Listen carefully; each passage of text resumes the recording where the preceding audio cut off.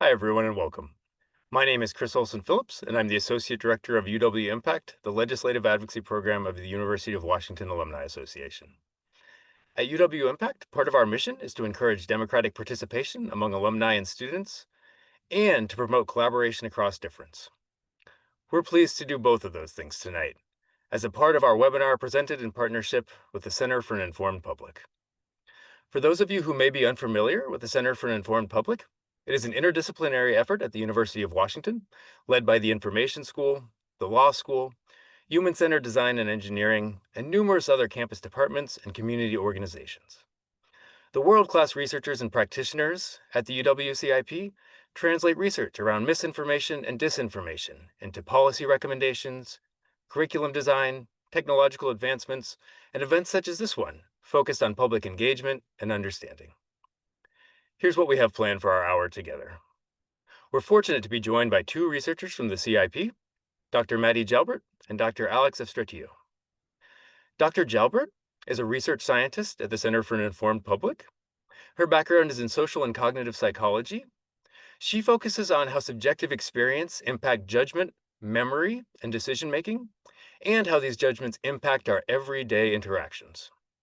Dr. Efstratiou is a postdoctoral scholar at the CIP. He focuses on the social mechanisms that lead to polarization and misinformation, with a particular focus on how outgroup misperceptions occur and how entertainment and lifestyle choices lead to polarization. Thank you both so much for being here. To kick off our hour, Dr. Efstratiou is going to look at how social mechanisms have contributed to the political divisions that exist in our society today. Then we'll turn it over to Dr. Jalbert to talk a little bit about research strategies for how we, both as an individual and as a community, can navigate and bridge political divides in a time of significant political complexity. As a quick note, in advance of our event, audience members were given the opportunity to submit questions for our experts. Our presenters have done the best they can to consolidate these questions into themes and to incorporate them into their remarks this evening. We'll also have the opportunity to pose questions directly to our presenters at the end of our event. To participate, please put your questions in the Q&A at the bottom of the screen. We'll get to as many as possible during the final 15 minutes of our event. With that, I want to say a sincere thank you to our audience for being here tonight, and I'll turn it over to Dr. Efstratiou to kick off our program.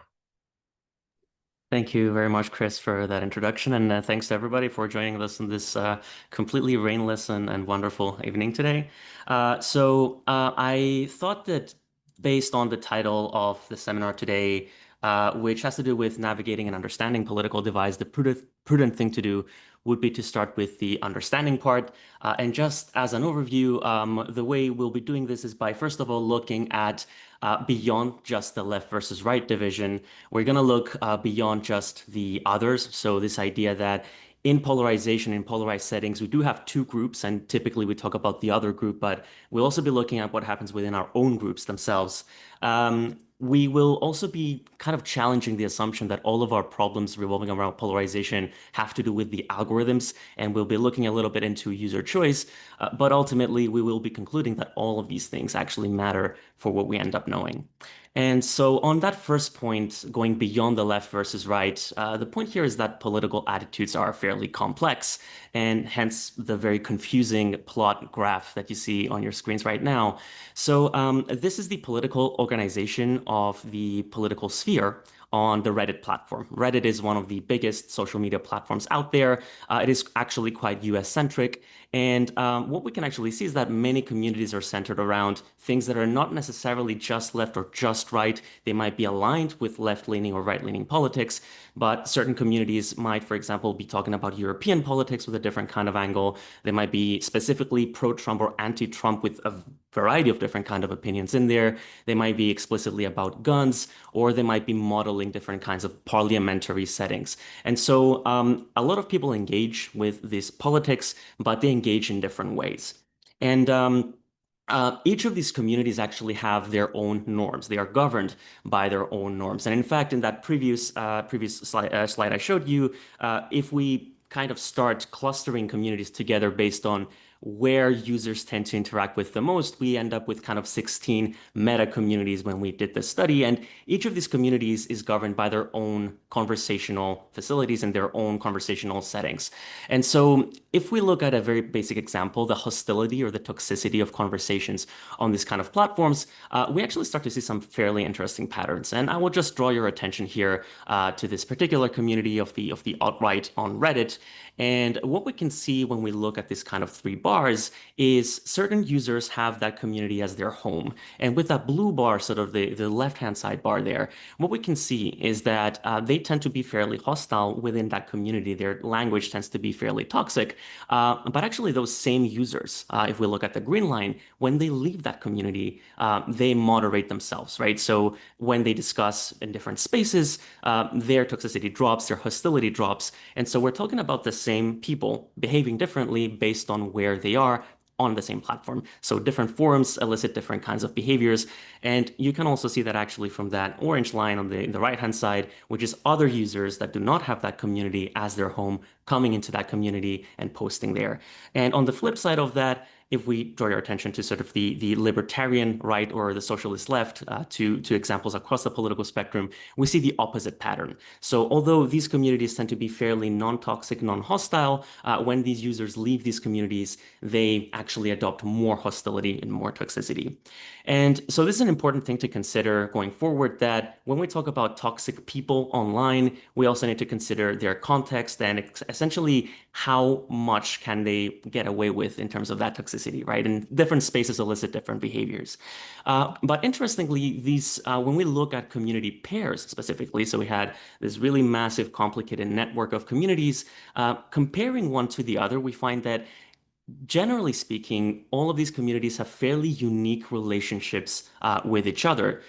If we try to topologize that a little bit, what actually emerges is that it is typically same-side pairs that tend to be most polarizing and most hostile between them. So if, for example, we were to take two left-aligned communities or two right-aligned communities, those are the cases in which we would find the most hostility and the most toxicity between them. And the more they interact with each other, the more they egg each other on. So the more toxic they get over time. And of course, the natural explanation of this is that they collaboratively derogate other political outsiders. So when these communities come together, they have a common enemy in sort of the super identity of the political outgroup. So if two left-wing communities come together, they'll be derogating the right and vice versa, right? And this actually creates a situation where we now effectively block out the outgroup from engaging with us. We derogate them, we kind of egg each other on, we form our own perceptions within this group, but then there are effectively no checks and balances to check those perceptions and check whether our perception of what the outgroup behaves like, what they speak like, is actually true. And this actually gives rise to a fairly interesting question, which is what exactly then is an in-group, right? If we have all of these really complicated communities, but then they come together and they form super identities, latent identities that represent a variety of interests, what is that group? What does it represent? And quite crucially, who has the most influence? And I was actually drawn to this question about 2 years ago. And I thought an interesting thing to do would be to actually take communities that are otherwise polarized, they are otherwise within their own silos, so to speak, and try and isolate users that actually demonstrate a tendency for being more open-minded. And again, thankfully, Reddit offers a way of doing this by looking at this community called Change My View, where people try to solicit good faith arguments against their own opinions. And so the idea was, if we look at these users that are open-minded, but are otherwise engaged in highly polarized communities on the platform, what do we see? And the results were fairly interesting. So we did find that these users tend to use more advanced language. They're less hostile. They're actually more moderate in their opinions. So they're not as confident and they acknowledge uncertainty in some of these opinions. And typically they speak with on less abstract topics. So instead of broadly speaking about the left or the right, they might specifically talk about gun issues or gun control or abortion issues or all sorts of salient political attitudes that are actually actionable in terms of policy. But at the same time, these open-minded users that tend to use more moderate language also unfortunately receive less engagement from their peers. And so we're in this situation where the people that are most moderate and kind of therefore introduce more moderation within these communities also tend to get a little bit more ignored by their peers, right? So they're not as rewarded and they don't get as much engagement. And we weren't actually the first ones to make this case. Even when we look at people that try and bridge the political divide, so even if we go beyond these groups and we look at more massive networks where people across the political spectrum are engaged, we actually find this effect of the price of bipartisanship. So if we see this really big network with two chambers, one opposing each other, the people in the middle generally tend to get more ignored. And so they go under the radar. And unfortunately, the implication there is that if I want to reach a larger audience and a consistent audience, possibly, also gain some monetary incentive from that, my best strategy is to just stop with the bipartisanship and actually focus on a specific group. And of course, the more I engage them, the more I will continue to engage them in the future. And this comes down to a phenomenon that is known as pluralistic collapse. And this is a fairly recent definition, but this describes the situation where previously unrelated attitudes over time have actually become more correlated. So if I were to tell you that I was liberal or conservative back in the 1970s, for example, you may have guessed a few things about my beliefs. But the idea is that nowadays, if I tell you I'm liberal or conservative, you could probably tell a lot about my opinions on the environment, on guns and abortions, and all sorts of kinds of different issues.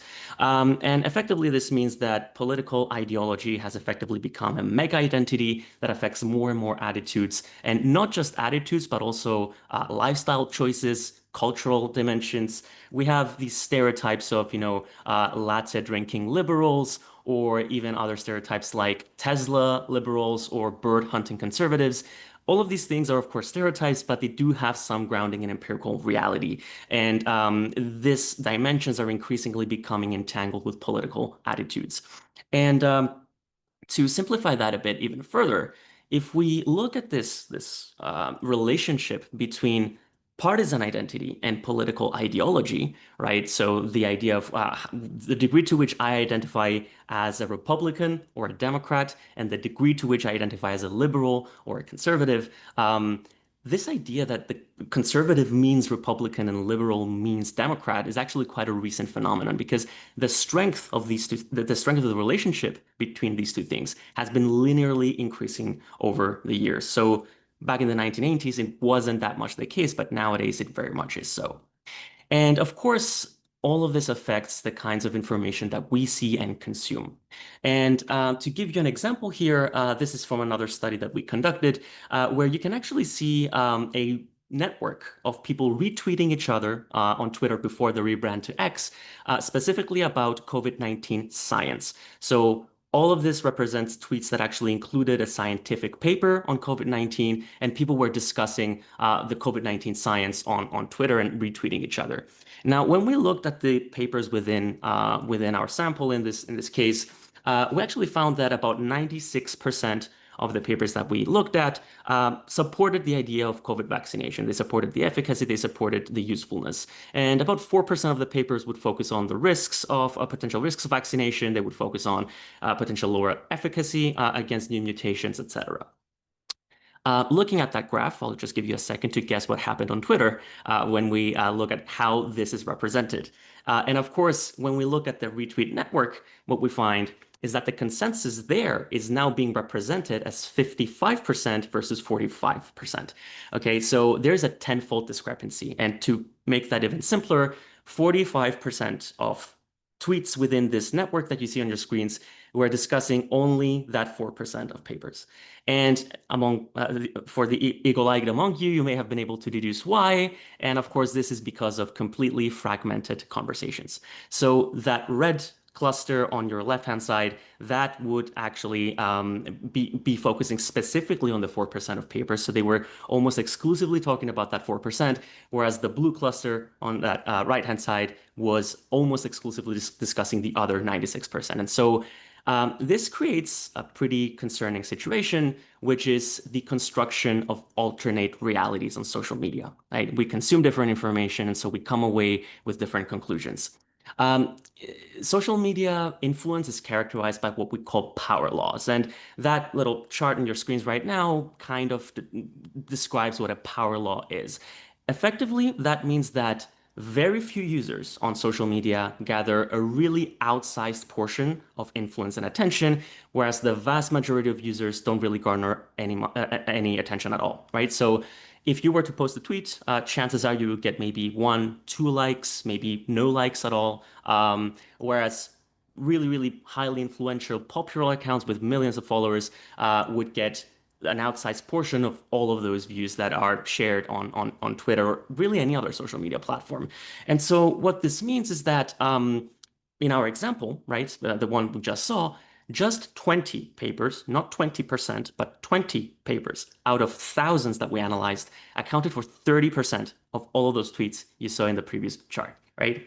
And this basically tells us that information and influence is really not a level playing field because a majority of opinions, including mine, possibly including all of yours, is shaped by a really small minority of wide-reaching sources. And we call this the illusion of consensus, which is this disconnect between primary sources and secondary sources, right? So we have this initial primary source that comes up with a claim, perhaps, backs it up with some kind of evidence, but then that claim will ultimately get washed over the network and then spread out. But then my source might be different from the primary one. And just because everybody's talking about it, this creates the illusion that, yes, there is consensus on that, although my initial source was really just one.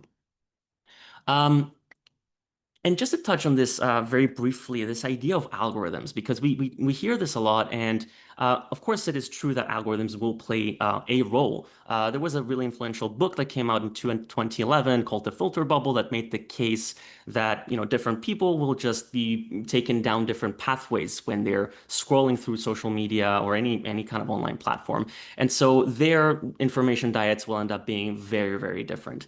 And the truth is that this is not just so simple, right? Of course, algorithms do play a role, but there is this thing called the amplification paradox, right? So when we think about what is a recommendation system, it is quite simply an algorithm that learns what you like and gives you more of it, right? Quite simply. And so when we talk about algorithmic amplification, what we need to consider is also user preferences. So when we need to quantify the effects of these algorithms, what we need to consider is if we were to account for baseline user preferences, do the algorithms still play a role? And actually, studies that have been conducted on platforms like YouTube have found that even if you leave people to their own volition, world is your oyster, they will still click through whatever it is they like and end up in a very polarized place. And in fact, the algorithm doesn't really have much of an effect beyond that. The only role of the algorithm is that it kind of narrows down the content pool that you will be shown, right? So even left to their own devices, people will unfortunately still go down polarizing or sometimes even radicalizing paths. And this does TikTok amplify certain types of content post is a blog post that goes into a little bit more detail on this in fairly lay language if you're interested. Um, and this is the idea of the social media prism, right? So if we think of social media as a prism that we shine light on, right? So if we think of the light that we're shining on that prism as our entire informational environment, social media what it will then do is kind of split it into rays. And so the magenta rays might fall into my eye, the cyan rays might fall into your eyes. We all end up seeing different things of the same kind of informational space. And Chris Bale wrote a fantastic book on this for anybody who would be interested in reading more. And so just to wrap this up, as a very brief evolution of how polarization research has evolved, we started off with this idea of attitude polarization, which is just disagreement on different issues, which arguably is a good thing, right? Democracy is kind of based on this idea of disagreement and coming to ideal conclusions. But then we started seeing effects around affective polarization. So this idea that we actually feel a particular way towards people of other political leanings. And we've ended up in this place of pernicious polarization, which is sports-like team-based politics. It's us versus them. It's the good folks versus the bad folks. Of course, we're the good ones and the others are the bad ones. And this is where we're at right now. And unfortunately, this is really difficult to navigate. And I will just stop there and let Maddie take over.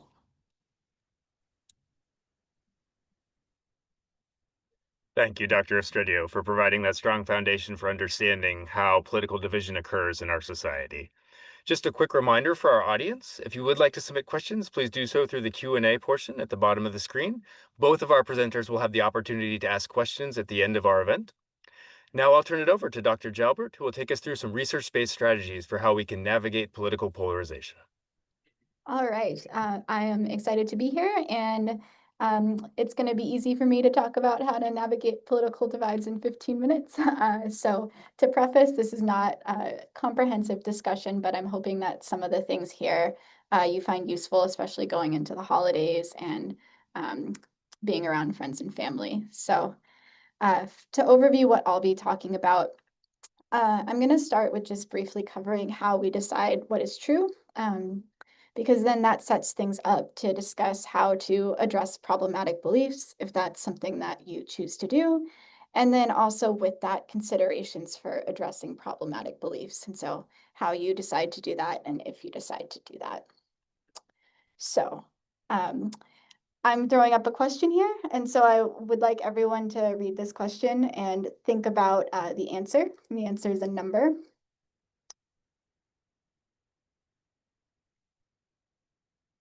Okay, I can't see you all, but now that you have a number in mind, you might be thinking 2 is the answer, but the correct answer to this question is 0. And so it was actually Noah that brought animals on the ark, not Moses. And you all probably knew that it was Noah's ark, but my guess is that most of you thought that 2 is the answer. And this is something called the Moses illusion. And I started off with this because for how do we decide if something's true, the main way we do this is through intuitive processing. And so we rely on our feelings, we take in information, and as long as things feel right, we don't necessarily question it more closely. And so when I'm talking, you're not necessarily questioning the things. If the things I'm telling you are true, you're assuming that they're true as a default. Um, Alternatively, analytical processing requires motivation and cognitive resources. So really thinking about things carefully, checking them with things that you already know, going through and doing that processing is more effortful. And because of that, we need a reason to engage in analytical processing. It's not something that we can do for every single thing that we encounter. And so in the work I do, I'm really interested in feelings of truth and how people use their feelings to inform other judgments. And one of the main drivers of things feeling true is this idea that the more we see information repeated, the more true it feels. So the more you encounter something, it feels familiar when you encounter it again, and that is a cue for truth. And oftentimes this works really well. Information that's more familiar uh, can often be true. We tend to encounter true information more than false information. Things that are true tend to be believed by more people. But like Alex just showed you, oftentimes information that we encounter in our media environments are skewed. And so we might see information repeated from one source or from one person or within our feeds. And there's a robust finding in the psychology literature called the illusory truth effect, which is that merely repeating information makes it feel more true. Yes. Okay. And then in addition to that, it's just seeing information repeated also increases perceptions of how many other people believe it or know it. So not only does it increase our own belief, but it makes us think that more other people share that belief.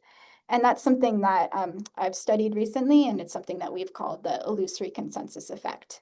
And one concerning thing we found as well is that if we present people information from non-expert sources, it also increases their perception that that information has expert consensus. And so people are relying on these feelings of familiarity to judge truth and to judge consensus. And this idea of misperceptions of consensus is important because we really look to what we believe others believe and know to form our own beliefs. And we also rely on what we think others know as we're going into these conversations. And so another phenomenon that's relevant here is something called the curse of knowledge. And that's where if you know something, you assume that other people also know it. And there's this really nice paper that came out a couple years ago that I think is really central to some of the problem with that we're seeing right now with political polarization. And what they did with this work is that they took counterpartisans, so they took Democrats and Republicans, and they showed them news stories from Democrat and Republican news sources, so the news sources that those groups tended to watch, and they asked them how familiar they thought those on the other side of the political spectrum were with those stories. And they found that people overestimated the extent to which the counterpartisans were familiar with those news stories. And that made them think less favorably about those counterpartisans, because how could people say, like, how could they know this information and believe what they do and support what they do? And what they found was that if you get people to consider that the other side doesn't know that information, it can reduce those negative feelings. And so this is just a tip for you as you're going into this, and this idea of like, how could they possibly believe this, is to keep in mind that other people are getting different information than what you're getting. And so you don't know the information that they're seeing, and they don't know the information that you're seeing. And so this kind of lack of shared reality and misperceptions of consensus are a really crucial part of this puzzle. I'm now going to turn to this kind of question of how do you address false beliefs? And to preface this, I'm going to come back to the end of considerations of whether or not you choose to do this. But people want to know, how do you address false beliefs? One way to do this is through fact checking, and there's a lot of literature that finds that fact checking can be effective. If you are interested in a more comprehensive guide to fact checking, this is a guide that a number of researchers put together a few years ago. That's a really nice guide for practitioners of how you debunk, and I put a QR code there. But a few, the QR code's there for that guide. But a few just tips here is that if you are correcting, it's best to not just correct and say something's wrong, but also explain why the information is wrong. We like to have cohesive stories, and so if we can know why the information's wrong, that can help us then accept the true information and remember it later.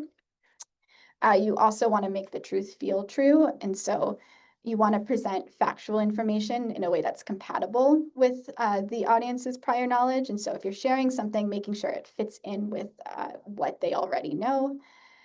You want to make your story coherent, and also using a story is very useful. We really like narratives and personal examples. We find them very compelling.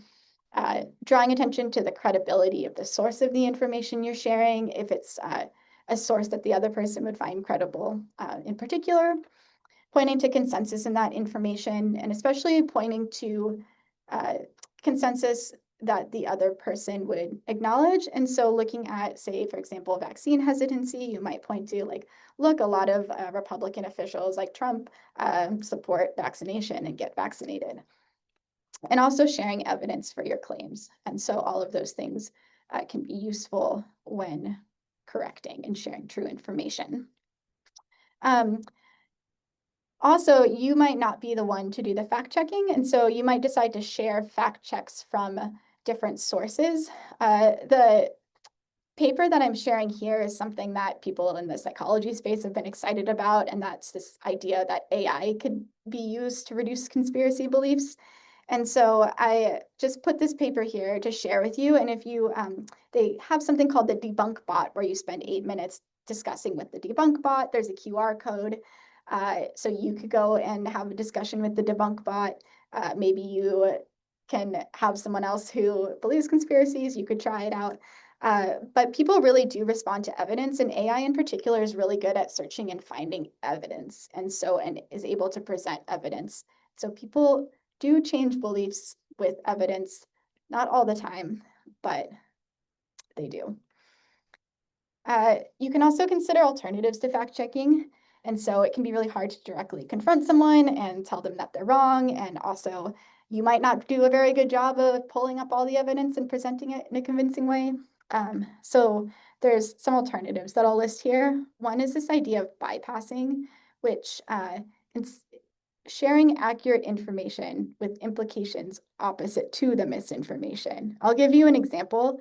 And so in this type of work, they might present participants with misinformation like that genetically modified food causes allergies. And for some people, they show them a correction, which would be to explain why that misinformation's wrong. And then for other people, they give them, they bypass. And so they might focus instead of how genetically modified foods can help end world hunger or how they can help save bee populations. And so something good about genetically modified foods.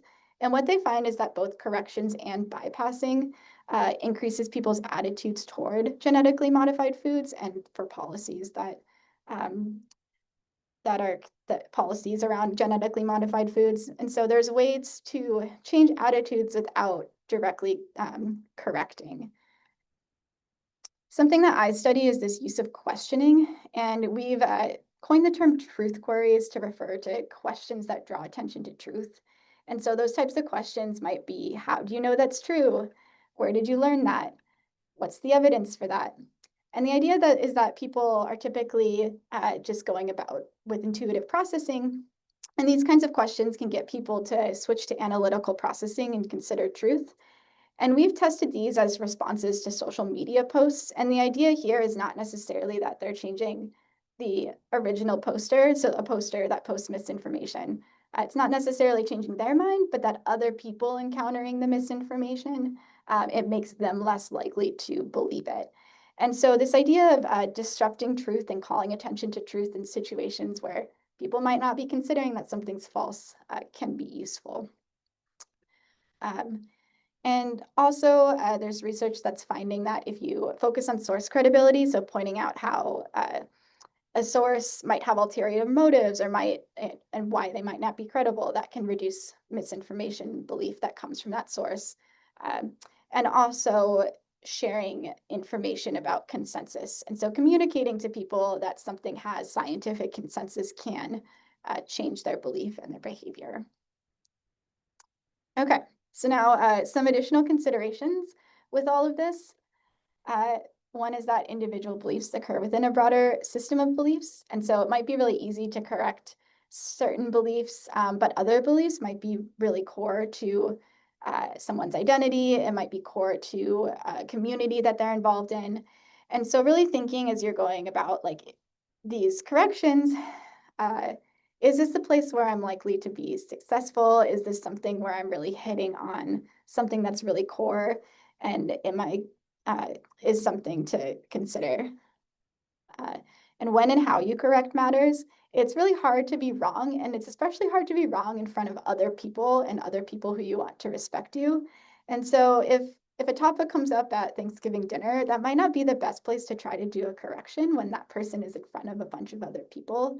And so thinking about, do I want to do this publicly? Do I want to do this privately? I might do it publicly if I'm more concerned about other people believing that misinformation. I might want to do it privately if I really want to have more success with changing that individual person's point of view.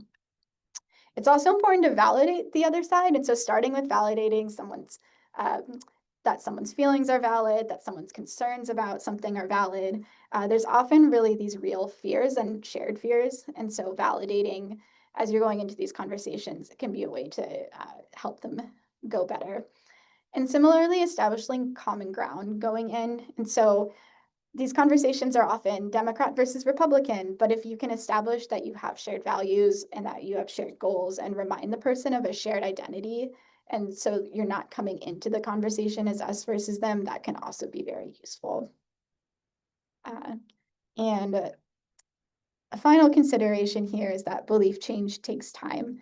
And so these beliefs have been formed over exposure to lots of different information and information that's consistent with that information. And the idea that you might be able to change someone's belief in a 5-minute conversation is very unrealistic. And so considering as you are thinking about, like you might feel discouraged coming away from these conversations, but if you can think about belief change is often occurring over time. And there's this work that I find to be very, to me, feels optimistic. And this is work in which they took people who were Fox News viewers and they incentivized them to watch CNN for a month. And so they said for every hour of CNN you watch, we'll give you $15 for up to 7 hours a week. So they had them watch CNN. And what they found is that at the end of that month, having the people who watched CNN had more moderate attitudes and they learned about issues on the other side. And so there really was this effect of having been exposed to the information on the other side brought people closer to the center. And so really it's this exposure to alternative information and that can bring people away from the extremes. And to wrap up, with navigating these political divides, there's different things to consider. One is, do you correct problematic beliefs that cause harm, and how do you do that? And then the other side is, do you maintain these social connections? And if you think about how the best way to have these two extremes come closer over time, it is going to be through exposure to the other side. And so just by maintaining that social connection and exposing people to alternative views, that can be some like the best thing that you can do to help with reminding people that it's not just that extreme content that they're seeing. That's not the only truth. That's not what everyone believes. And so that not everything has to be an explicit correction, but communicating that other people have other views, communicating your own beliefs, and reminding people that you have shared values, that is also a doing a lot of good. And so I will wrap things up with that. And I think there's a lot more on this, but those are just some highlights for you. Thank you, Dr. Jalbert. We're now going to move to the Q&A portion of our event. We've had many excellent questions submitted both in advance of our webinar and during our time together here. I'll pose each question and then give each expert the opportunity to respond before moving on to the next question. We'll lead off with our first question. In-group versus out-group dynamics can be very powerful. Is there a good strategy for someone who's in an in-group that can use with their friends, families, or peers around them and are engaging in group discussions that unfairly target the out-group? So if someone's a member of an in-group and they're experiencing discussions that unfairly target an out-group, what's a good approach? Can I turn it to you first, Dr. Jalbert, and then go to Dr. Yeah, I mean, I think a lot of the things that I just talked about touched on this, but this idea of reminding people that we aren't all getting the same information, that we are all susceptible to false information, and that these social motivations are really powerful. And so I think just reminding that our beliefs are formed by what we're exposed to, um, and a reminder as well that we're all human and we are all susceptible to false beliefs. Those are some of the things that I would say to that group. Dr. Efstratiou, would you like to weigh in, or would you like me to move to the next question? Yeah, I can weigh in, and I think it's a really good question. The first thing I would say is that there's a recognition there that if you are also a member of that in-group and you actually witness people kind of speaking negatively about out-groups, you're immediately in a very advantageous position as opposed to having to defend yourself against, an out-group altogether. So just a recognition of that basic fact is really good, because then Maddie also talked quite deeply about all of these shared identities, right? And so if that is happening in a context of, let's say, political divides, I am part of a discussion of other people with other people that share my political identity, and I'm kind of standing up for people of opposing political identities. That's a powerful move in itself. And ultimately, I mean, it also really depends on the context. So this is the kind of situation where I would also look at, who am I actually talking to? Is it a random person at a bar, or is it a family member with whom I share a political opinion? There's also the consideration of, should I be the one to weigh in here or not? And ultimately, again, a lot of what Maddie already said, but we can also always recenter people as to, okay, we are probably stereotyping here. And there are stereotypes against us, right? You can stress test that a little bit. So stereotypes against my in-group, does that stand? And if the answer is no, why would it stand against the out-group? So this kind of argumentation, especially if you share that identity and can actually reach the other person, I find tends to work pretty well. Thank you both. The next question from our audience is about the information ecosystem online and how social norms are causing polarization. They're asking, are there any efforts being made to collaborate with prominent social media platforms and their leaders to show them this data and come up with potential solutions to lessen the divide by deprioritizing false information quicker in real time? Dr. Efstratiou, can I turn it to you first? Yeah, absolutely. So I have opinions on this. So, okay, a lot of these social media companies are actively involved in a lot of the academic space. We actually tend to attend a lot of conferences where we do have representatives from a lot of really large social media platforms. We have people from Meta, from Google. So a lot of these people are also involved in this space, and they do have teams that do work on trust and safety. I will say that potentially these companies probably have way better data than we do. So chances are they already know quite a lot of these things, but they are massive companies with lots of different teams. And the bottom line is not necessarily safety, although it has to be part of the considerations. Otherwise, they would be liable for a lot of civil lawsuits otherwise. But there may be conflicts with product teams. There may be conflicts with a lot of other things. So I don't think that awareness alone is an issue here. It probably goes a lot deeper, and we don't really have access to these organizational decisions. But there are a lot of teams within these companies that are actually very, very amenable to working with academics, and in fact, they do work with academics quite often. But there's also the problem of data access. So typically, to get access to really more sensitive data or data that will be more useful, things like actual viewing patterns of users. We don't really have access to that. And so my answer to that would be companies probably know more than we do. Yeah, and I'll just add to that this has really changed over time. It used to be that there were bigger trust and safety teams. There have been big cuts across the board to trust and safety teams, and there's been a movement now toward crowdsourcing as a way to uh, identify problematic information and to deprioritize it. And so kind of putting then the onus on the users to do the role and uh, trying to optimize those systems, which like depending on how they do that could work better or worse. But this has really been a concern for researchers is a decline in access to that data and also these cuts of trust and safety teams. Absolutely.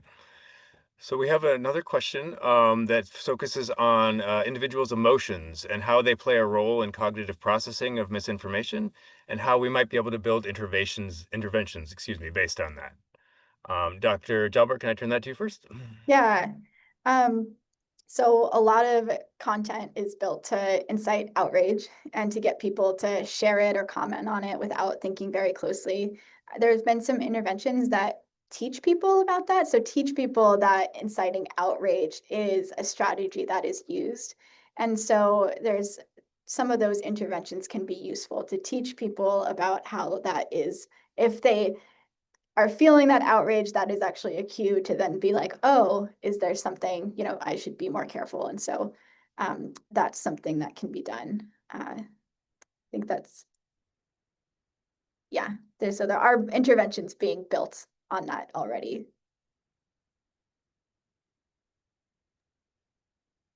Alex, would you like to take that one, or should I move? Yeah, sorry. It's actually a really great question, and there have been, yeah, as Maddie said, there have been a few interventions around things like cooldown periods. So some platforms have played around with that a little bit. If you've posted too many comments in the past hour, next time you try to comment something, will like make you wait for 2 minutes. Of course, again, that sometimes comes into conflict with this kind of engagement-driven machine. So yeah, emotions absolutely play a role in cognitive processing. In fact, some of the work we've done has shown that accuracy motivations can come in direct conflict with other motivations, like motivation for the information to satisfy our personal beliefs, or even the motivation for the information to defend some kind of identity we have. But yeah, it is a very active research space to just try and determine how we can make people less emotional when parsing otherwise objective facts. Thank you both. So our next audience question is focusing a little bit more on self. They're acknowledging that while we do need to correct misinformation in others, how can we recognize when our information is manipulated or inaccurate? Alex, would you like to kick us off? Um, it takes effort. And I mean, the first answer is you have to be willing to put in the time. It's an incredibly complicated informational environment. And even the most trusted news sources will sometimes get things wrong in this time and age. And you have to be willing to basically put in the efforts. Of course, there are heuristics here and there, right? So you can make an active effort to only follow trusted information sources with a good track record. And sometimes these kinds of things tend to become a little bit black and white. So people might think that, oh, some people are right and some people are wrong. Reality is, some people might be right 98% of the time and some others 2% of the time. I think looking for signals, if you're looking for heuristics there, looking for signals of people that are actually willing to correct past mistakes. Maybe they've made a statement that turned out to be false. So, centralizing your sources in that way is a fairly easy way of navigating the information space and just finding who you actually trust, but also knowing why you trust them, right? If the reason you trust them is because they say things you like, that's probably not a really good way of going about it. It's not a very good heuristic. But if the reason you trust them is because they're actually willing to call their mistakes out and acknowledge and make corrections and issue corrections, that's a different story. So it takes time. First of all, you want to be accurate all of the time, but if something just smells fishy, it might be. You should probably look into that a little bit more. So if something really gets you going, if something angers you, I would do a double take there and just make sure I check it first. Yeah, we're really bad at this. I mean, I see misinformation researchers post something and then have to be like, oh, no, that wasn't true. Um, so I think the idea that like we could spot every false belief we have is definitely not realistic. We think that we are less biased than other people. There's a bias in bias. Uh, One thing that has come up more recently that people have been really interested in is this idea of intellectual humility. And so that term, like being open to other ideas and willing to change your beliefs. I think that that requires often being in groups of people who are accepting of people being wrong. And I think something that can be really productive is if someone's wrong to be kind to them about it and to foster these systems where actually being wrong is part of learning and growing. We often feel like we can't be wrong ever. And I think then that makes it harder for us to admit we're wrong. It also and so really I think a shift around allowing people to be wrong and allowing people to learn and change is more fundamental than the idea of we can, learn how to spot our incorrect beliefs. And so this idea of intellectual humility has been a more recent focus of a lot of researchers in this space. I think that dovetails really nicely with our next audience question. So this audience member is asking, who gets to determine what is misinformation, and then who are the gatekeepers, and how do they acquire their skills to identify this? Is this something that either of you would care to touch on? Yeah, and I will say in the work I do, I'm generally interested in how people judge truth in both of true and false information. People use the term misinformation in lots of different ways. Yeah, and I think that when we use this term, we're defining misinformation in the way that we want to. Uh, in the work I do, I like to take a pragmatic approach and think about what are the harms of this information. And so you might have like technically factual information or technically incorrect information, but it doesn't ultimately lead to harm. Or you might have someone sharing technically true information, but it leads them to take harmful action. And so for me, I think about in the work I do, how do you reduce the impact of information that leads to harm, and how do you increase people's belief in information that leads them to take actions that lead to good outcomes. But yeah, all of this is through the eyes of the person that's doing this work, and so my perceptions of harm and my perception of what's you know like it is all colored, and I think that is something important to note in this work. Yeah, I can kind of also dive a little bit into that. So I think this is a really interesting and important question because we've seen it time and time again, actually. So I think the first step to answering that would just be to acknowledge the fact that there exists an objective reality somewhere, right? That has to be the baseline. If we can't agree on that fact that there's somebody's right, with two conflicting opinions, one of them is right, we can't really move forward with this. So, just to give you an example, if I turn on my tap, I get running water. I turn on my switch, I get electricity. Somebody's made that happen because they've used factual information to make that happen, right? To build these things. So when we talk about misinformation in general, and generally, I mean, there have been a lot of different initiatives, for example, fact checking and journalists that have tried to, determine whether something's true or false. We're talking about basing a lot of these things on systems that have kind of stood the test of time, right? And of course, again, sometimes some people get some things wrong, and nobody's infallible on that, but we kind of place our trust in a system that has worked to, take our life expectancy from 35 years old to all the way to over 80 in some countries, right? And that has happened because people have utilized this kind of factual information. So I think to answer that question, who determines what is misinformation, what is not? There's not a single authority, right? It depends on what you're talking about. Credentials do matter sometimes, but it's not the end all be all because we could have two virologists, with very completely different track records and very completely different, expertise sets. And so there's not a singular authority that determines this misinformation, what is misinformation, what is not. Like usually we have information streams. We try and consult the best experts that we can get, people with track record, people that have actually demonstrably improved lives in a lot of these spaces. And yeah, even we have to admit that sometimes we will get things wrong, but I think it's an interesting question to ask, and I think we all need to be very cognizant of the fact that nobody's perfect. We always need to be able to, acknowledge the fact that we may need to walk some of that back. Excellent. Thank you both. So I think we have time for one more question here.